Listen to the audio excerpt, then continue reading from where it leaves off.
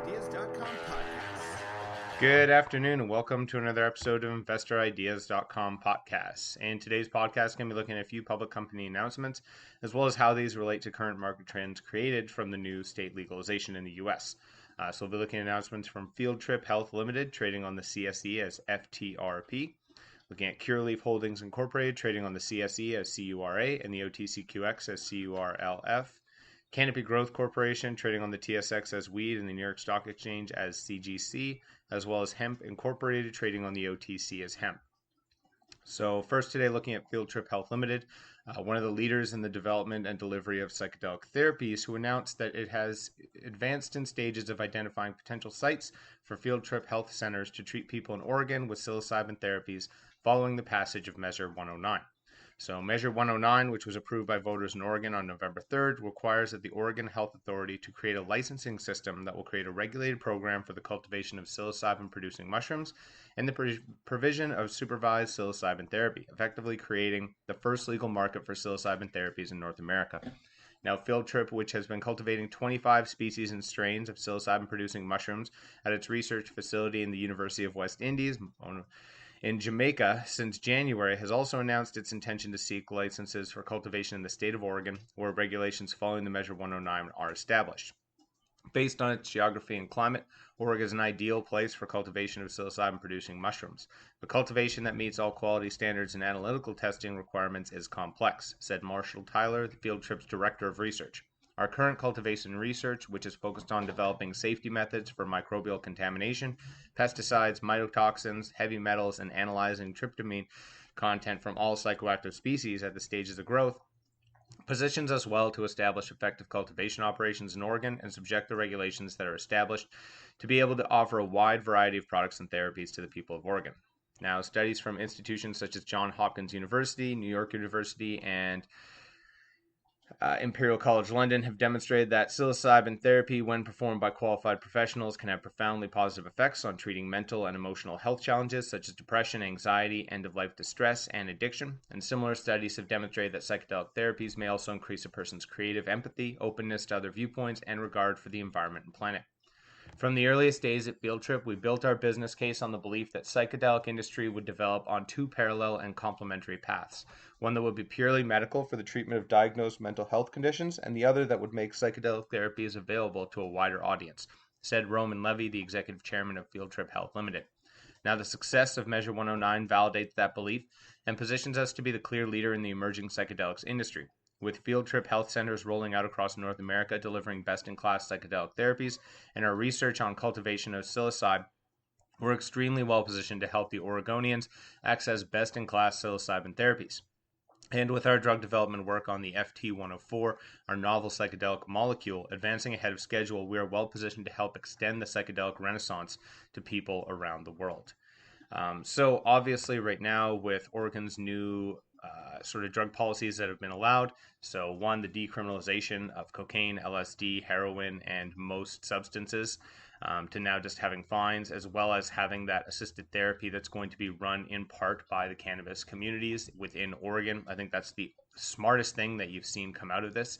And I really do hope that other cities, states, countries all take note of this as a future potential for how homelessness as well as addiction therapy should be treated with the assistance of the cannabis industry, as I do think that the idea, which is tried to be proposed in many areas, including in Canada, you see this quite often in Vancouver, where the majority of the people dealing with addiction or addiction therapy or homelessness or mental addiction on the streets are usually trying to preach some version of sobriety, as well as religion.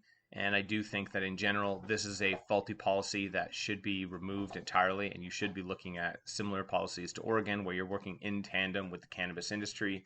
You're working in tandem ideally as well, and I would hope that they'll include this eventually once they have more of these clinics available, would be also with psychedelic therapy as well. But the idea that you're going to get people off of heroin and somehow they're going to go cold turkey is preposterous, so you do need some sort of therapeutic alleviation, which would be cannabis or psilocybin in a microdose format. Those have shown massive benefits towards addiction therapy, towards, again, mental health therapy and to just overall health and wellness of the mind. So I do think that in general, what you're going to see over the next coming months to year is a lot of these psychedelic-based companies. Many of them are already based in Oregon, anticipating the Measure 109, as well as the other legalization passes that happened in Oregon. But I do think you're going to see that this starts out as the hub for psilocybin, similar to what we saw with cannabis early on in Colorado and Oregon. Now we're going to see the same thing play out with psilocybin. Oregon is obviously going to be this first hub and testing ground, so we're going to see lots of different clinics opening up, lots of companies jumping in there. Field Trip, one of the companies that's been established within that space and is going to be looking for centers in Oregon. And they're one of the companies that's definitely been trading up. So if you've been paying attention to any of the stocks that are based around psilocybin research right now, a lot of them just had a huge uptick, whether 5 or 10%. And I do expect that that's going to continue to go, as you're going to see that now that there's a potential avenue and potential state where you can launch these products and have testing, have data and analytics, which is what the industry and the scientific community are still very much requiring from these new psychedelic research proposals. This is going to be a huge, huge land grab for any of those companies within that space, and I do think that it's going to get quite competitive, but hopefully you're going to see a lot of really great benefits of this. And then I do expect that the next big launch is going to be within Canada within the next 2 years. There's already been a lot of talks about where the psychedelic and psilocybin industry specifically is going to be heading. I do think that probably by next year there will be at least talks about what that's going to look like policy-wise. And going into 2022 is where you'll start to see actual federal action, whether it just comes down to decriminalization or where it comes down to extenuating circumstances for specific medical conditions. They've already granted many of these extenuating licenses in Canada, and they might just continue along that path, never actually allowing this to go full medical or recreational. And then again, that may be a policy that other states follow in the future, allowing for psychoactive assisted or psychedelic assisted therapy under certain conditions. And I do think that that's obviously a safe potential starting point and will help a lot of those people, especially with PTSD. I would hope for veterans specifically. I know in Canada we're allowing a lot of that, and even in certain states this is being looked at as the next potential treatment. And that's where you're going to start to, again, see these companies pop up in more states, as well as start to really take notice from the investor community, as well as just the average community in general. Next, looking at Curaleaf Holdings Incorporated, who today announced a pair of planned asset divestitures in Maryland for a combined $31.5 million in total proceeds. So they're entering into a definitive documentation to sell Curaleaf's interest in HMS Cultivation and Processor for $27.5 million to TerraSend Corporation, as well as the closing of its sale of Cumberland MD Processors for $4 million.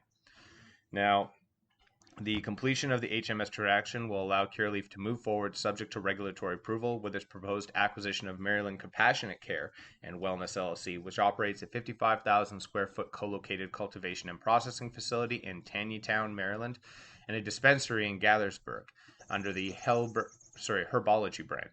Now, Curaleaf also announced the closing of its Curaleaf Maryland Incorporated, which holds a processing license in Cumberland for a total of $4 million. Joseph Lasardi, the Chief Executive Officer of Curaleaf, stated that the asset sale we announced today will allow us to optimize Curaleaf's vertically integrated presence in Maryland within the regulation which limits operators to a single grow and single processor. Overall, the Maryland market continues to see impressive growth with over 115,000 certified cannabis patients, and the actions we're taking aim to further strengthen Curaleaf's position as a leading cannabis operator in Maryland, as well as to reaffirm our commitment to best serving our customers across the state. So Curaleaf, lots of different comments from them over how this both benefited them and how this was a great win for the cannabis industry. And they're a company that's definitely had a good uptick of trading, going up about 5% over the last few days, as well as many other companies that are multi-state operators. And I do think as far as some of the multi-state operators within the U.S., Curaleaf is definitely one of the better positioned out of them. They've done really well, really paying attention to which states they're in and how to dominate those states. I've talked about them in Florida multiple times, as well as the other states that they've entered into, now focusing on Maryland and reassessing their assets so they can better focus on the new regulatory environment for Maryland. And I do think that, again, they're a company to pay attention to over the next year or two. Really, any of your U.S. multi-state operators right now are probably having a bit of a field day, as this news of which states legalized and where things went with cannabis, at least for this election, are a huge benefit to them. And overall, there is a lot of expectation on, again, easy wins for the cannabis industry over the next year. talked before many a time about the Safe Banking Act as well as possible federal deregulation. Those two things seem to be an obvious choice no matter who is elected, whether it is a Biden or Trump win. At this point, I know it's still somewhat debatable, but either office would be very idiotic to not hand out one of those easy wins for the industry, both as an economic win for anyone who's within the investor markets as well as within the cannabis sector, but also in general, just to appease the other half of the equation that might be upset with the election results. Again, I think a lot of people are going to be smoking weed. That seems a given for the next couple of months, at least through wintertime and going into next year. Weed sales are not going to be dropping off significantly whatsoever. If anything, they're going to be heading in an upward trend continuously. And with that in mind, I do think that one of those two acts would be the obvious move. Both of them are pretty much primed and ready to go and don't need really a crazy amount of changes or optimizations to be announced and launched into reality. Again, I do think the Safe Banking Act is the more likely one just for the financial incentive and the economic boom that will create.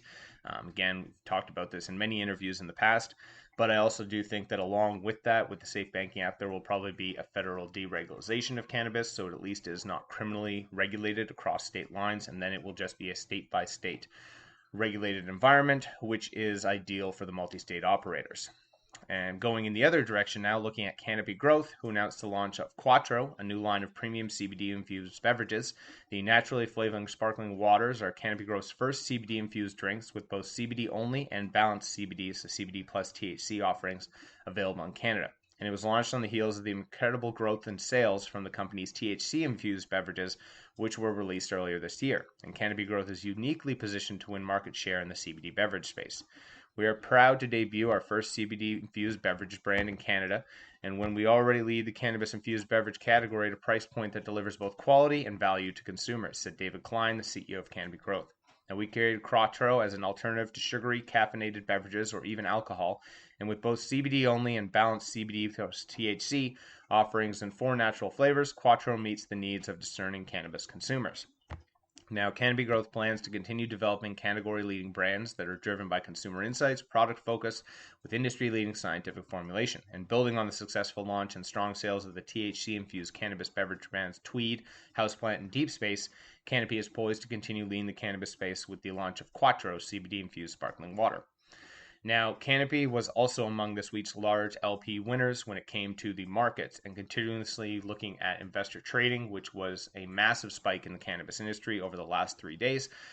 So Canopy was up nearly 5%. Another one within that space was Aurora Cannabis, which traded up nearly 70% over the past 3 days.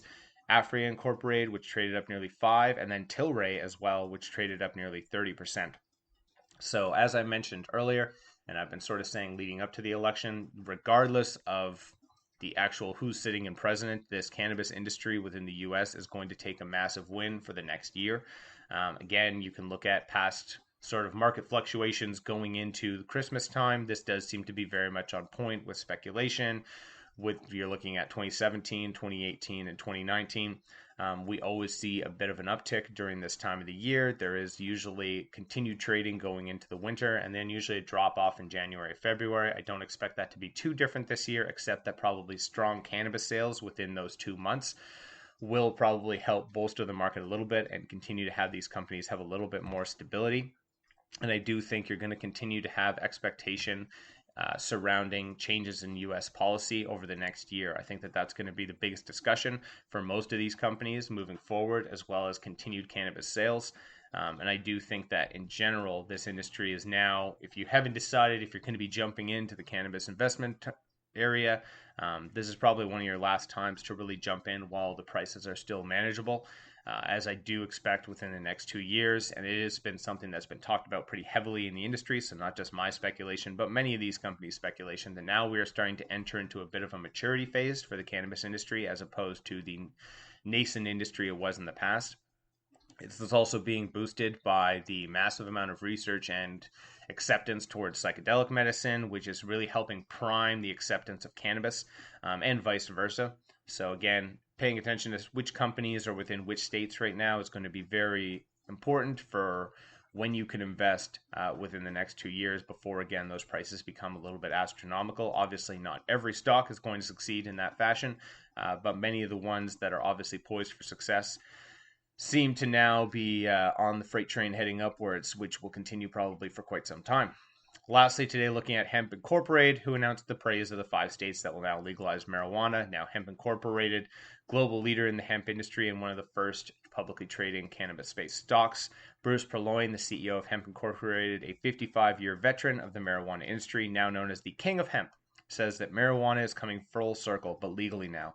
Back in my heyday, and I was and still widely known as the King of Pot. So it's interesting to see how things have progressed over the years and exciting to see where it will be in the future.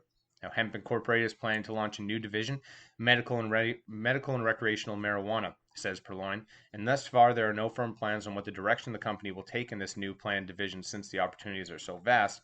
But according to Purloin, he will evaluate all the lucrative potential opportunities and make a decision on how the company will enter the cannabis market in 2021. We may wait until federal legalization, and once marijuana is fully legalized across the country, and I think banks and merchant account providers will be more open and accepting of the marijuana companies. But right now, the banking regulations for marijuana companies are very draconian. And I've known so many banks to close accounts merely because they are associated with the industry. And anyway, we don't know if we will wait for full legalization yet, but the decision won't discount the building out of our facilities in preparation for it. And after legalization occurs and large-scale marijuana grows are underway, we would already be positioned as a go-to consultant due to our industry expertise. So I do disagree somewhat there about federal legalization. I think that is the carrot that's being dangled in front of this industry and will continue to be dangled for quite some time. I just don't see it being implemented within the U.S. at any point. And this is primarily due to the success of state-by-state legislation so far and the individualization of each state regulations. So I do think that no matter what, it's still going to be state-by-state regulated. I think that federal decriminalization is more likely than federal legalization. And again, I think that the Safe Banking Act, those are the more tangible fruits that are within grasp within the next year or so. Those have been pushed heavily in front of office before. You have gotten support from the House in the past. It hasn't passed within the Senate. It has been put in front of the Senate. Hopefully now with different senators in office, that could get pushed through faster. That could be another potential win, again, for senators that do have any sort of, controversy over their win in this last election. So again, I think that safe banking and federal decriminalization will be the more likely asset that's going to be coming through the U.S. in the next couple of years. But there is the potential for federal legalization. Obviously, many companies are poised to take that jump. Canopy Growth with Acreage being one of the most biggest opportunists there, as well as a few others that are connected with Canadian and U.S. companies. And Hemp Incorporated obviously has been well established and has been mainly just focusing on the hemp and CBD market for the longest time with their King of Hemp pre-rolls, etc. But you can tell now, and as I've been saying over the last few months, the anticipation surrounding the explosion of the U.S. cannabis industry, as well as the explosion of the investor segment of this industry, is really what people are getting excited about right now. And I do think within the next year at least, you're going to see a huge uptick in the ability to invest within this industry, having actual large-scale financial institutions being able to jump into the ring here. Allows for banking access to a bunch of these companies that didn't have it in the past, to funding points that they can no longer get in this current market. And I think that that's going to be the huge change where you're going to see some of these stocks go from $10 to $3 and these low margins to suddenly, $20, $100, $30 stocks, similar to what we've seen with tech jumps in the past. The cannabis industry is definitely poised for that and poised to expand. Most of these companies have scalable plans, but really the big difference has been funding and access to public markets, which is going to be hopefully what changes within the next 2 years. That's all for today's podcast, and enjoy the rest of your weekend. That's all for today's podcast. Podcast is now a certified word trademark on the blockchain through Cognate Incorporated CM certification. InvestorIdeas.com podcasts are also available on iTunes, Spotify, Google Play Music, Stitcher, iHeartRadio, Spreaker, and TuneIn. If you'd like to be a guest or sponsor of this podcast, please contact InvestorIdeas.com. Investor Ideas reminds all listeners to read our disclaimers and disclosures on the InvestorIdeas.com website, and this podcast is not an endorsement to buy products or services or securities. Investors are reminded that all investments involve risk and possible loss of investment. Investor Ideas does not condone the use of cannabis except where permissible by law. Our site does not possess, distribute, or sell cannabis products.